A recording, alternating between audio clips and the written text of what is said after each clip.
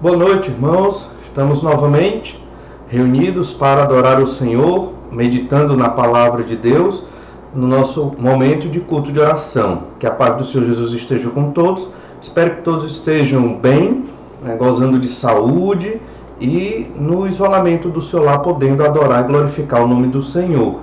Hoje pela noite nós vamos continuar os nossos estudos do livro do profeta Daniel. Como nós já viemos mencionando, o livro do profeta Daniel é dividido em duas grandes partes. Do capítulo 1 ao capítulo 6, nós temos as histórias sobre o profeta Daniel. Não temos muitos aspectos proféticos, exceto no capítulo 2, onde Daniel interpreta o sonho de Nabucodonosor, aquele sonho da estátua com 4 partes.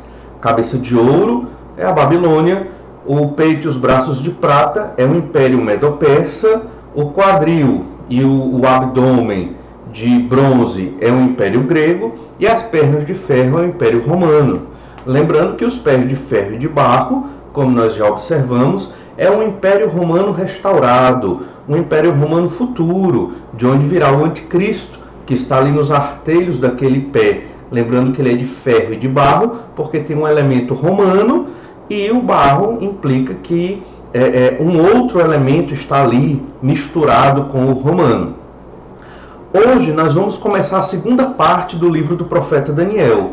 E a partir deste capítulo, Daniel 7, nós teremos um maior volume de profecia dentro desse livro. Nós teremos 4 visões sobre dentro da profecia de Daniel, e visões que apontam para o fim dos tempos, na perspectiva de Daniel. Não faremos detalhadamente, mas teremos uma noção que nos edifica de que o Senhor ele tem o controle sobre todas as coisas, sobre o fim dos tempos, e que Daniel, na época dele, teve estas revelações para edificar os judeus que estavam no cativeiro babilônico, mas também para nos edificar hoje nos tempos modernos. No capítulo 7, vamos observar, a partir do verso 1, como é muito clara a datação das visões que Daniel teve. Daniel teve 4 visões do capítulo 7 ao capítulo 12. E essas 4 visões foram muito bem marcadas nos períodos históricos. Por exemplo, Daniel capítulo 7, verso 1, nós lemos assim: no primeiro ano de Belsazar, rei da Babilônia, teve Daniel um sonho e visões ante seus olhos, quando estava no seu leito. Escreveu logo o sonho e relatou a suma de todas as coisas. Então você já percebe que do capítulo 7 em diante, nós vamos explanar isso ao longo dos outros estudos, do capítulo 7 de Daniel em diante, nós temos uma cronologia diferente. Diferente por quê? Porque a organização dos capítulos é temática. Esta visão que Daniel tem no capítulo 7, na verdade, ela aconteceu no ano de Belsazar, no primeiro ano do rei Belsazar. Belsazar é aquele rei que nós vimos no capítulo 5 de Daniel, em que houve a invasão e a tomada da Babilônia pelos persas, onde foi colocada a escritura na parede, dizendo que o reino de Belsazar fora contado, achado em débito, que os persas iriam tomar o seu reino. Ali foi o último dia do reino nas mãos de Belsazar, esse rei babilônico, neto de Nabucodonosor. Isso está descrito em Daniel capítulo 5. Esta visão foi antes do capítulo 5. Espero que você esteja compreendendo essa questão cronológica. Então, esta visão aconteceu no primeiro ano de Belsazar, e o capítulo 5 mostra o último dia de reinado de Belsazar. Então, significa que esta visão aconteceu antes do capítulo 5. Também, só para deixar isso claro, olhe Daniel capítulo 8, verso 1. No ano 3º do reinado do rei Belsazar, eu, Daniel, tive uma visão, depois daquela que eu tivera a princípio. Então veja que esta é outra visão, e aconteceu no 3º ano do rei Belsazar. Ou seja, também foi antes do acontecimento de Daniel capítulo 5, que foi o último ano, o último dia de Belsazar no controle da Babilônia, e provavelmente o último dia de vida de Belsazar ali. Então, o capítulo 7 e o capítulo 8, se seguirmos uma cronologia, uma contagem do tempo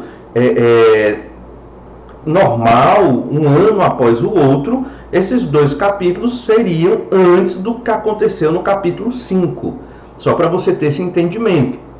Então, o livro do profeta Daniel, do capítulo 1 ao 6, segue uma ordem cronológica. Do capítulo 7 em diante, também segue, só que é mais uma ordem temática do que cronológica. Outro detalhe muito importante, que você viu aqui no verso 1 do capítulo 7 e no verso 1 do capítulo 8, é que essas visões aconteceram num espaço aí de 3 anos. Uma no primeiro ano, outra no terceiro ano do reinado de Belsazar. Então, para Daniel, um profeta de Deus, ter uma revelação de Deus, demorava muitos meses. Não era todo dia, não era todo momento que ele tinha revelação, muito diferente das igrejas pentecostais que nós observamos hoje, que tem revelações e visões de Deus todo domingo, ou toda semana, ou algumas todo dia. Não é assim. Então, Deus se revelou sim na antiguidade. Hoje Deus se revela através da palavra de Deus, que é a revelação escrita do Senhor, registrada, inspirada. Deus se revela através dela. Na antiguidade, Deus se revelava pelos seus profetas.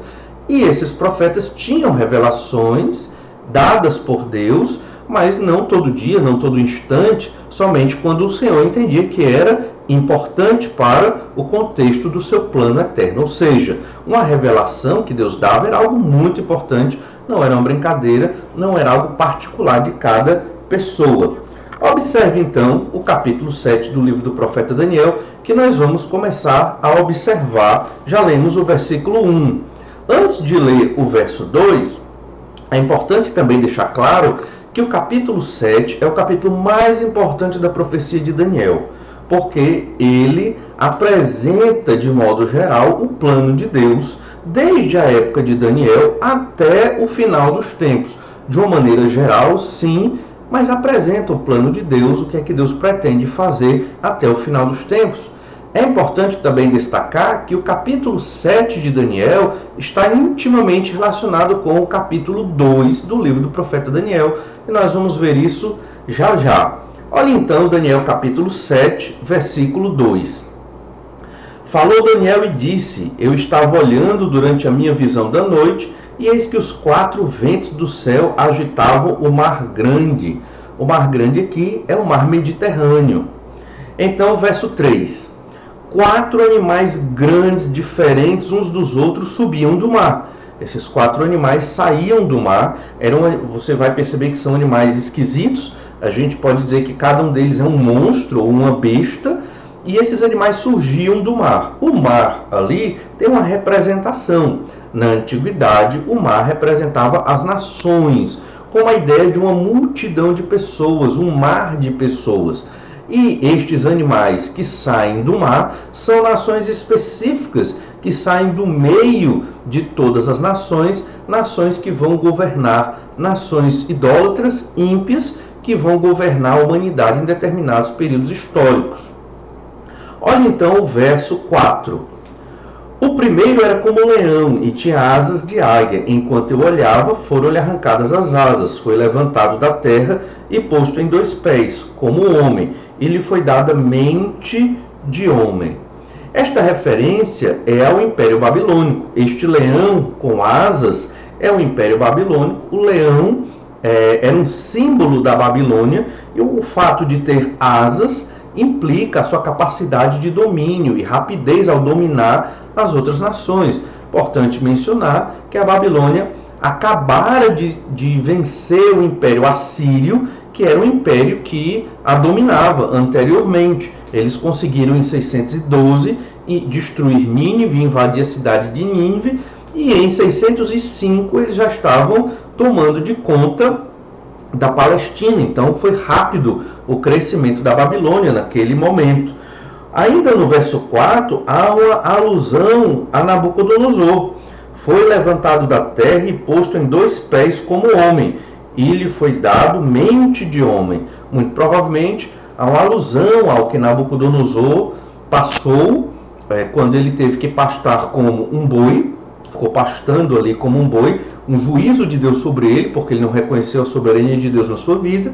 E então, logo 7 anos depois, ele se coloca de pé, volta à sua sanidade e volta ao seu reino. E nós entendemos que, como é dito lá em Daniel 4, Nabucodonosor glorificou a Deus, reconheceu que Deus é soberano, e tudo indica que ele deu os passos necessários para crer que o Senhor é Deus Salvador e que ele deveria se subordinar à autoridade do Senhor nosso Deus. Então, o verso 4 nos fala desse primeiro animal, que é a Babilônia. Ainda o verso 5 diz assim: continuei olhando, e eis que o segundo animal, semelhante a um urso, o qual se levantou sobre os seus lados, na boca entre os dentes trazia 3 costelas, e lhe diziam: levanta-te, devora muita carne. Este urso é o Império Medo-Persa. Ele se levanta sobre os lados, porque se refere que há um lado mais forte do urso do que o outro.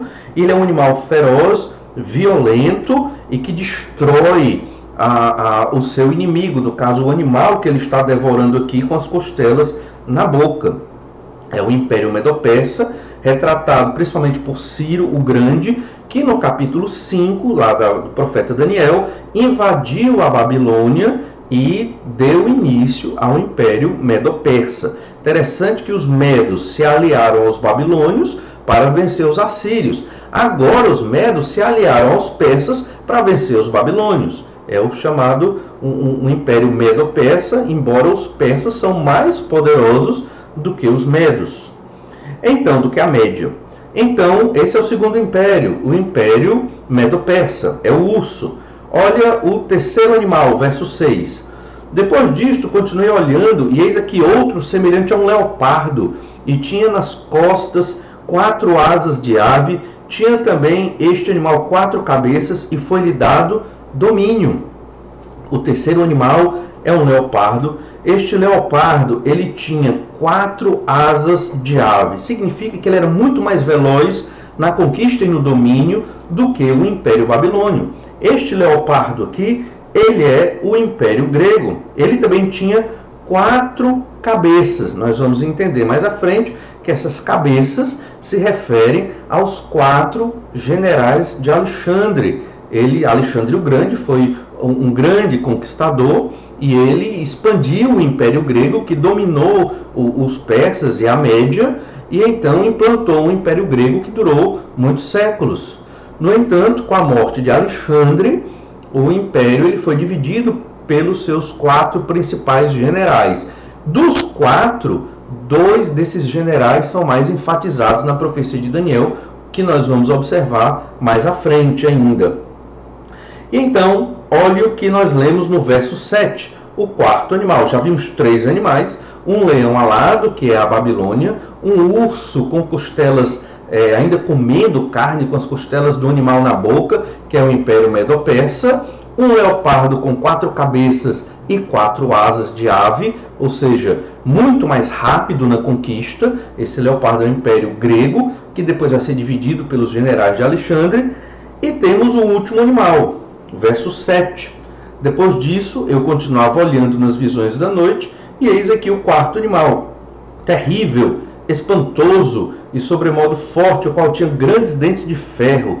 Ele devorava e fazia em pedaços, e pisava aos pés o que sobejava. Era diferente de todos os animais que apareceram antes dele, e tinha chifres. Esse último animal, ele não é qualificado como nenhum outro animal que existe na fauna conhecida pelo profeta Daniel. Ele é uma besta, ele é um animal terrível, espantoso, muito forte, mas Daniel não o compara a nenhum animal conhecido na época. Este quarto animal, nós entendemos que é o Império Romano que virá e dominará sobre o Império Grego. Este quarto animal, ele possuía 10 chifres. Então, qual animal na antiguidade possuía 10 chifres? Nenhum. Você no máximo tinha animais com 2 chifres. Isso significa que é um animal monstruoso, completamente diferente de qualquer outro animal. Não é um animal normal. Na verdade, nenhum desses era normal. O mais próximo de um normal era o urso, porque o leão alado realmente não existe, e também o leopardo com 4 asas e 4 cabeças também não existe. Este quarto animal é o Império Romano, é uma besta. E essa besta, ela haveria de se revelar em breve, não foi no período de Daniel, mas já no período do Senhor Jesus Cristo, quando Jesus chega e faz-se carne, na sua primeira vinda, ele nasce exatamente no período deste animal. Mas este animal, ele possui 10 chifres. Antes de continuar, é importante nós observarmos que esta visão do capítulo 7, ela é idêntica à visão do capítulo 2 do livro do profeta Daniel. É uma visão muito parecida. A diferença é que no capítulo 2, Deus se revelou ao idólatra Nabucodonosor. Deus se revelou em sonho e Nabucodonosor não entendeu aquela visão. No entanto, no capítulo 7, Deus está se revelando a Daniel, um homem de Deus, um homem de oração. E Daniel entende a visão que Deus quer dar a ele. Perceba, então, a perspectiva de Deus quando ele quer transmitir uma revelação. Para que o idólatra possa compreender sobre esses reinos idólatras, Deus deu um sonho de uma estátua, porque era assim que o idólatra compreenderia bem. O idólatra valoriza a imagem, a estátua, os metais preciosos. Então, na cabeça, na cosmovisão, no entendimento de Nabucodonosor, o idólatra, essas nações, elas eram riquezas, eram poderes. Mas agora, na visão de Deus, quando Deus quer retratar isto para um servo dele, as nações idólatras, elas são monstros, elas são bestas, elas são coisas horríveis. E é isso que nós devemos captar quando nós formos avaliar o mundo ao nosso redor. A cultura das nações idólatras ao nosso redor. As nações que dominam o mundo, mas que não querem saber de Deus, não confiam na palavra de Deus, não se aconselham na revelação de Deus escrita, a Bíblia Sagrada. Essas nações, elas são monstruosidades. É assim que Deus as vê e é assim que Deus as julga nos seus próprios pecados. Irmãos, aprendemos também nesses textos, tanto do capítulo 7 como do capítulo 2 do livro do profeta Daniel, que o Senhor tem um plano muito bem elaborado e que cada uma dessas nações, a Babilônia, a Medo-Pérsia, a Média e a Pérsia, os gregos e os romanos, eles iriam dominar, na perspectiva de Daniel, eles iriam dominar porque esse era o plano de Deus. Deus tem um plano muito bem elaborado. Hoje nós estamos lendo esta profecia já cumprida, quase toda, na perspectiva da leitura histórica secular. Nós entendemos que esses impérios passaram.